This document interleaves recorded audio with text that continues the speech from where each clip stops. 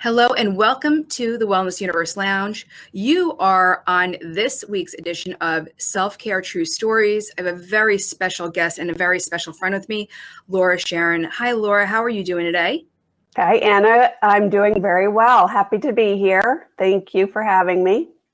Absolutely. So we spoke a while back, and I had gotten your book, and I learned of your story. And I know typically you're out here, sharing all of these tools and teachings to help people live a better life. But the point of Self-Care True Stories is us bringing the members of the wellness universe to the forefront, sharing your personal story, which not many of us often hear, and allowing us into your world and what has helped sculpt you and motivate you, and perhaps, even lend to why you do what you do today. So I want to thank you for coming on and being brave and, going to share your story with us and our audience today, Laura. Thank you.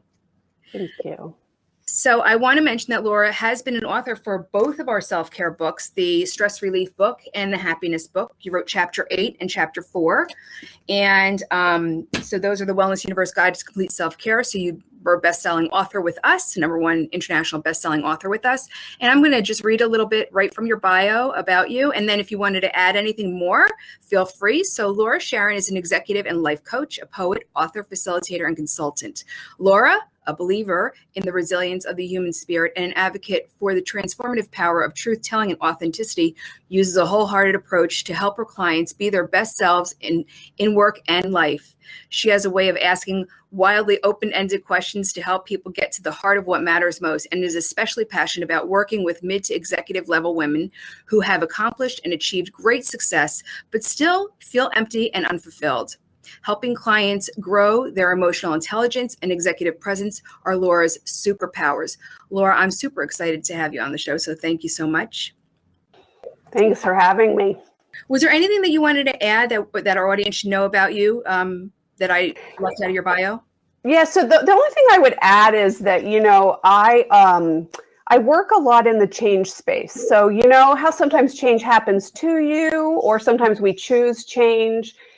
Regardless of how it comes, we experience a lot of emotions around it. It's scary, it's exciting, it's overwhelming. And so a lot of what I do is help people and organizations navigate that kind of change so that when they get through to the other side, there's peace and calm, and they're in a better shape than they were when they started. And so that's really, and I do it through a lot of different mediums is what I do for my work. Thank you, Laura, for getting into that, because honestly, the word change has become more and more significant to me as I've become more and more mature in life. Change was just change before, but now it's like scary because there's everything before change that you have to deal with. You were just mentioning a big move and packing up and purging all of these, things that you have in the house and the emotions with that too. So change is when you have to change now, is everything that was before it, the emotions tied to it, the physical stuff tied to it, responsibilities tied to whatever it is that you want to change. So I love that you help people and organizations with that, because it really is, it is tough change. And sometimes change is good. And we don't even, most of the time we're changing for the good, but sometimes change is good and we get to experience that good feeling. But oftentimes it is a bit of a struggle. So thanks for helping with that. It's an important pillar of support that we all need. So you're here today to share your story, Laura. So I would love to know, what happened, where you come from, what motivates you to do what it is that you do. And I want to mention also, we're streaming this live into Clubhouse. So if there's anyone listening and you wanted to join us on Clubhouse, Feeling Good is the club. And of course, Clubhouse, there's no recording. So we are live at the lounge here and we're streaming into Clubhouse. So Laura, please share with us a bit of your story. Yeah, so I grew up in a very privileged background. I came from a privileged background, and I had an older sister and a younger brother. And all my dad, my mom, and my stepmother, I had 3 parents, they were all alcoholics and had their own version of mental illness on the top of the alcoholism. And so my younger brother was born with a severe physical disability. We didn't know whether he was going to live or not when he was born. And my older sister had mental illness. And so, it was a very chaotic kind of environment. I literally would go live with my dad, and then I'd go live with my mom. And it was just, I think the best way to describe it was a lot of chaos. But we also kind of all rallied around helping my brother become as independent and fully functioning as possible. So his disability was a physical disability. And so, for example, he couldn't walk up and down the stairs until he was, pretty old. And so we had to carry him, and he had to learn all these different ways to do things that we all do just naturally. So he had no flexor extensor control, or has no flexor extensor control of any of his joints. He wore full-length leg braces. We had to help him with dressing. I mean, so we all rallied, and under my mother's leadership, we all rallied around my brother to help him be as independent as possible. And I think why I am talking about this piece of the story today is because I just really believe that so much, despite the chaos that was happening around me, the focus that we had on helping my brother really influenced my ability and the value that I place on being empathic. It taught me how to be deeply empathic. And, there was a bit of a warrior thing that would happen. So we would be in public and people would stare at my brother because of the way he walked. And, we were all like the big mama bear towards him, protecting him, making sure that nobody was hurting him in any kind of way. But, because of that and many of the other things that were going on growing up, I was the middle, right? And so I kind of just learned to be very quiet, to be independent, to sort of take care of myself, etc. But and as a result of that, I often felt not seen. I could play jacks and do all the things I needed to do to keep myself out of the way. And, that worked well to a point, but then it stopped working. And I, at a very young age, picked up drugs and alcohol myself. And as a way of coping with a lot of what was going on. And what I will say, fast forward, is that I always believed that I wasn't going to live past the age of 25. I just knew in my mind that at the rate I was going, I wasn't going to make it past 25. And so it really was no accident that I got sober when I was 24. I came in by the seat of my pants. I made it to recovery. And as many know who are in recovery, what happens in the beginning, is when you put down drinks and drugs and other ways of medicating and numbing our emotions, which many of us do, some of the lasting things that had happened to me as a child started to come to the surface, things that I had suppressed and repressed. And so as you know, part of my story was that the more sober I got, the more I started having memories of having been sexually abused when I was young, which is not an uncommon thing when you have a very chaotic, dysfunctional home life as a child. And so, each layer, it was just almost like an unfolding is how I think of recovery and my story in particular, in that, I wanted it to be all behind me very quickly. And unfortunately, that's not the way the healing works. The healing comes as we're ready for the next piece, right? And so really it's been an unfolding, a peeling off of layers. One of the things that I know in my deepest place in my heart is that shame that is unattended kills people.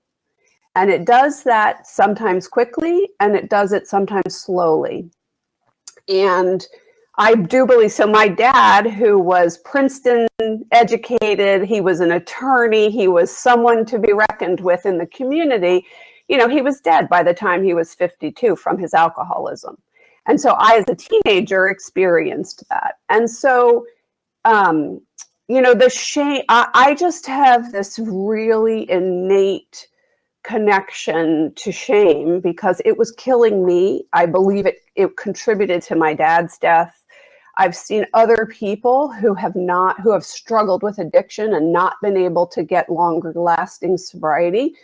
A huge piece of what happens is that with shame, you know, we keep secrets and we hold ourselves back, and we're too afraid to show our true, authentic selves to the world, you know, for a variety of reasons. And part of it is the work, the healing that has to happen in order to let that stuff go is deep, it's profound, it's very lonely at times. Even when you have support systems and therapists and doctors, it's a real struggle. And what happens with shame is this deep, deep feeling of that you're not lovable and you're not worthy. And that was what drove me. I mean, that was my experience in life. I just felt chronically there was something wrong with me and I was unlovable. And as over time, the process that I've gone through, which also has included, you know, lots of, you know, things like massage therapy and acupuncture and healing of the body. Now it's yoga that helps me. I literally feel like I've had to heal from at the cellular level. And when you read a lot of the trauma experts in their books and the research that they do, you know, they talk about this. It's like there is a cellular level of reconstitution that has to happen. And so I used a lot of creative art to help me with my process. I do pastels and I push color around on the paper and I write poetry, and I published my little book of poetry and drawings in 2019. It's called When I Lay My Hands on My Heart, Healing Through Words and Color.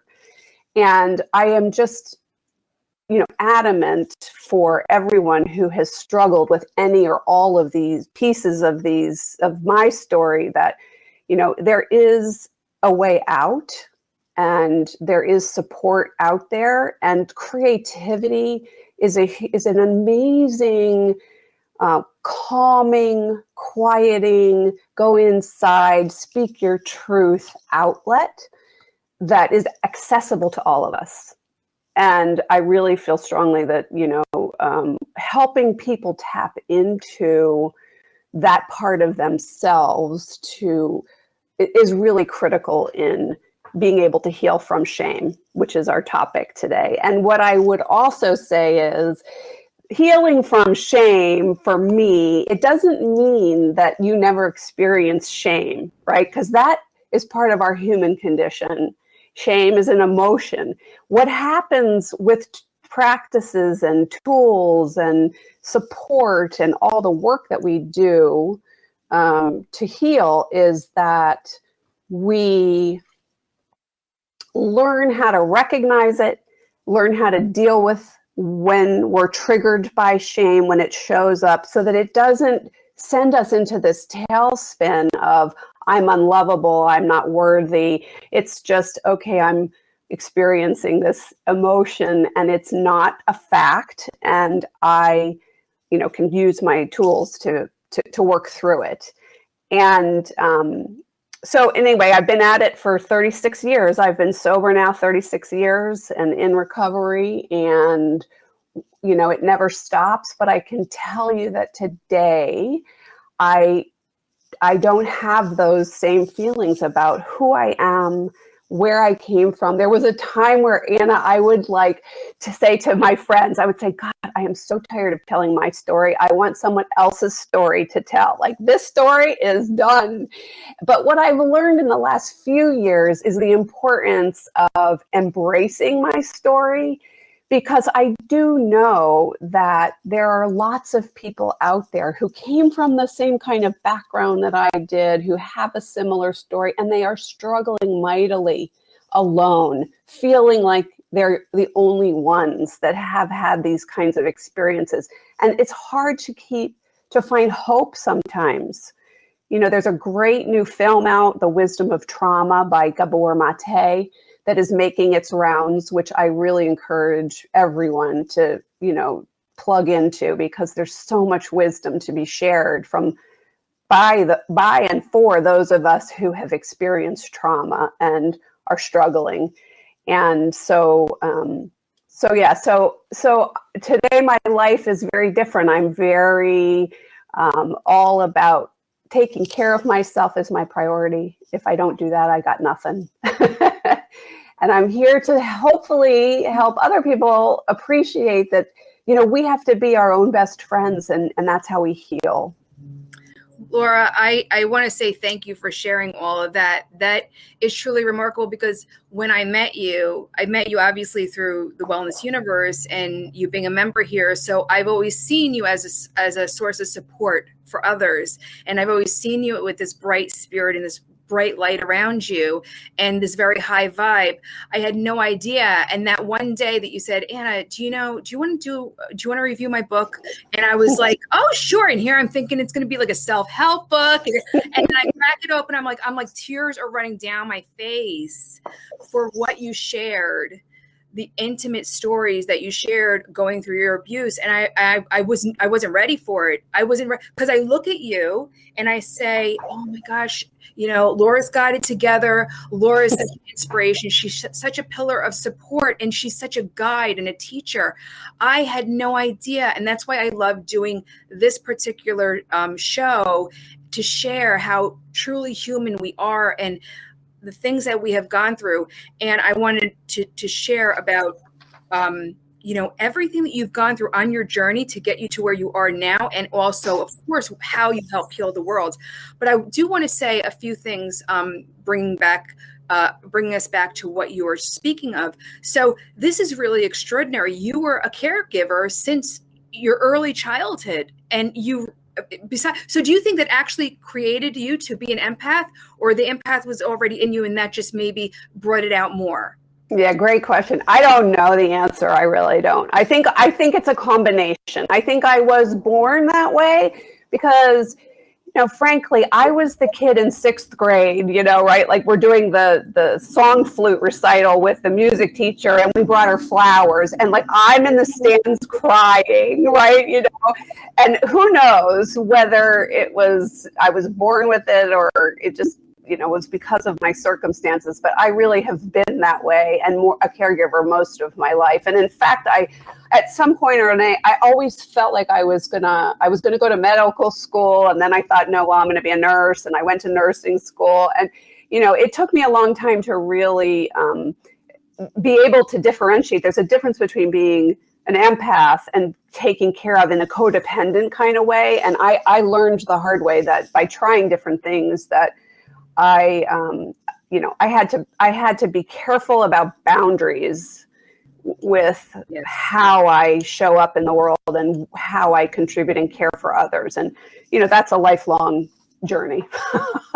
Yes. And so we have about 10 minutes left, 11 minutes, 12 minutes left, and we have so much to squeeze in. I have so much more. I really wanted to dig into your story more and share a couple of pieces of it. But there was another piece that you shared that just kind of gave me a new perspective on healing modalities, and the fact that you mentioned so many physical healing modalities as part of your process. Do you feel that the healing modalities that are physically based are even more important when you have experienced a sexual trauma, for example?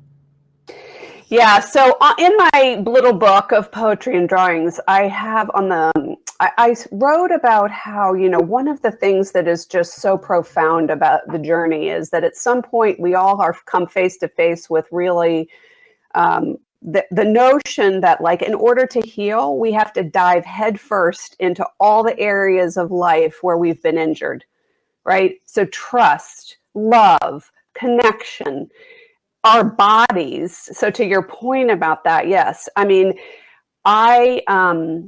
being touched was one of the ways that I sort of began to become more awake to what had happened to me, because so much of it was so repressed. And so it's like the, physical touch and the way I would react to it. And I would have to always be sitting in the back row of a room, because if someone came up behind me, I would freak out, little things like that I had ignored, or medicated through drugs and alcohol. All of a sudden it was like, holy crap, these little signals are trying to tell me something, and I need to pay attention to them.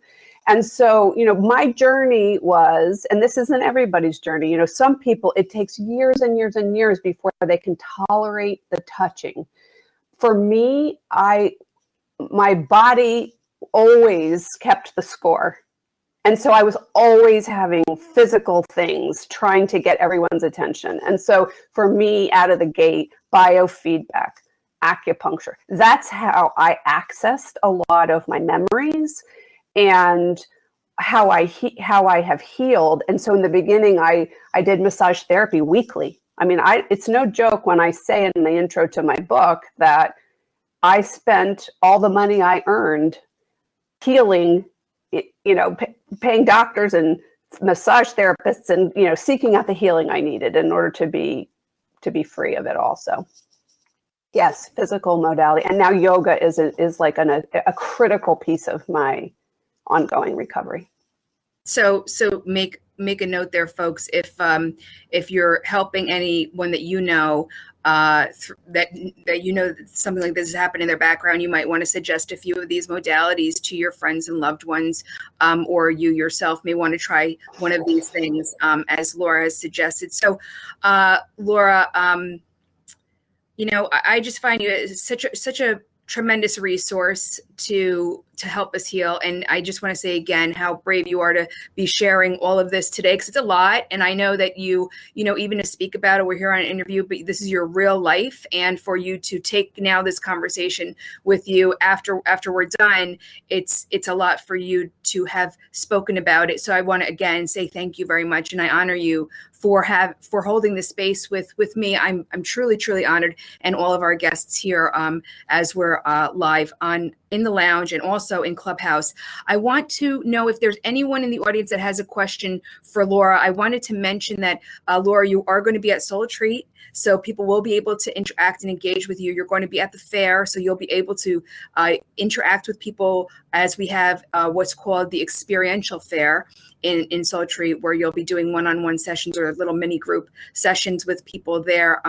But I just wanted to let everyone know you'll have an actual chance to meet Laura, because Laura, where are you living now? What state are you in? Yeah, so I'm in Virginia. Okay, so you're in Virginia. Do you see people in face-to-face, virtual? How do you? Yeah, so I haven't been doing any face-to-face sessions. So I'm a coach. That's the main thing that I do.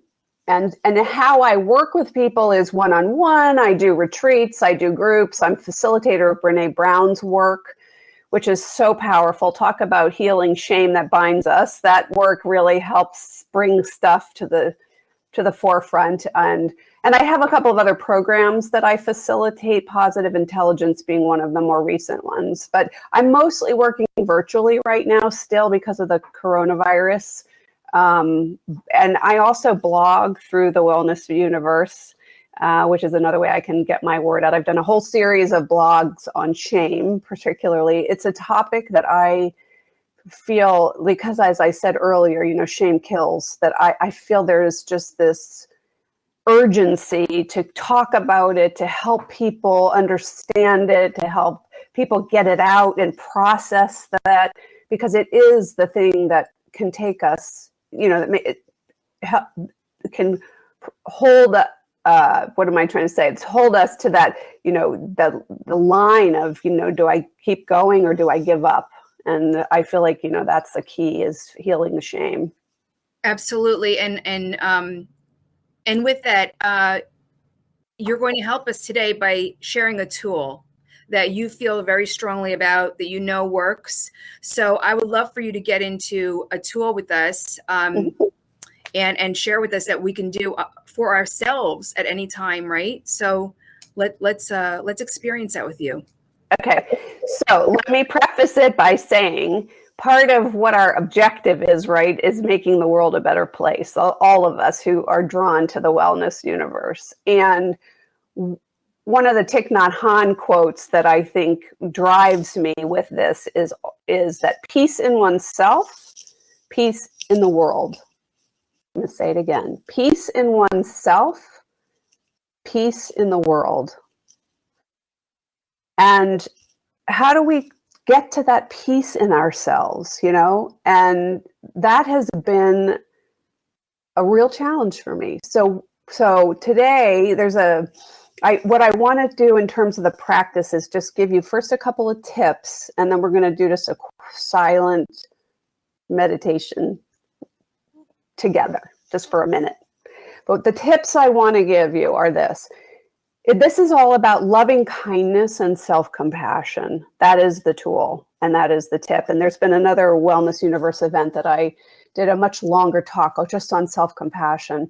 But what I want to say to folks is this: pay attention, going forward, pay attention to how you talk to yourself. What words do you use when you speak to yourself?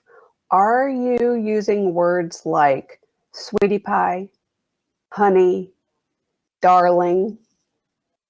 Or are you using words like idiot, stupid? Right? So that's the first part, is to find a word, an term of endearment for yourself. For me, one technique that you can try to do to help with this is to visualize yourself as a little innocent child, right? That just close your eyes and think about that little person that lived inside of you, who was innocent and pure and unabashed and just full of life. And think of a name for that person. How do you want to address her or him? And so once you have that name, don't spend too much time thinking about it. Just come up with a term of endearment. And then place your hands on your heart, one on top of each other, and just feel the warmth that comes from the palms as it touches your skin when you do this. And talk to that little person. Use that term of endearment and have mercy on her or him. What do you want to say to her or him? What does he or she need to hear?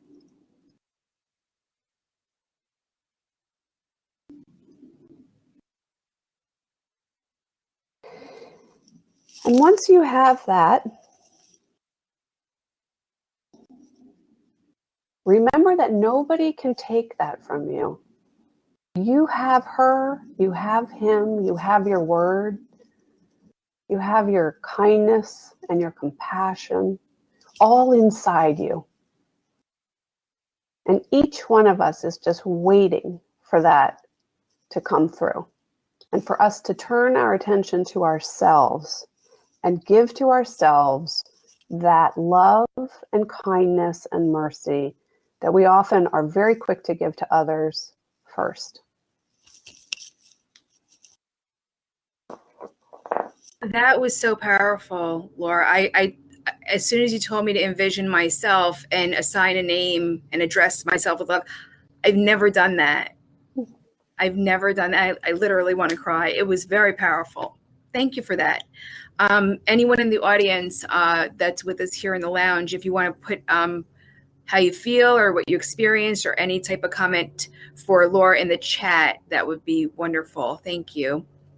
So, Laura, we're at closing time, and I want to say once again, with deep gratitude, I am honored, and we are all very blessed that you have come on the show today and shared what you have shared about your life, and how you help others, and letting us know what an amazing resource you are for the world, and this special tool. I think that we can go and revisit it anytime to start healing some of the shame that we have carried with us, and really have never called out. So thank you for bringing the awareness. Now, do you have any closing thought for us? Yes. So one of my favorite quotes is by a poet actually named Jay Couder, and just one line, and that is that you are the only self you will never leave or lose. One of my favorite quotes. You are the only self you will never lose or leave. And my message is to just never give up on yourself. There is always hope, and things can change in a matter of moments by just changing one's perspective. So that's what the message I would like to leave with people is, we owe it to ourselves. At the end of the day, we die alone and we want to be okay with ourselves. We want to be at peace, and we have to kind of do things to help us get there, to help ourselves get there. But it is possible. Yes, it is. And through people like you who are living examples and also sharing the way there, the way to healing. So thank you so much, Laura. I want to say that Heike says that was truly beautiful. Thank you in the chat. And Vanessa says powerful story. Thank you. I had also shared your link to your Wellness Universe URL is there, and anyone can access and connect with you there. And I just want to say from the bottom of my heart, Laura, thank you so much for being a guest on our show today. And with that, we're going to take the conversation over to Clubhouse for a few moments. So thank you so much, Laura, and see everyone again and the next Self-Care True Stories right here in the lounge.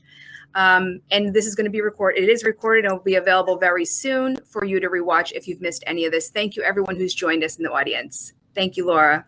Thank you.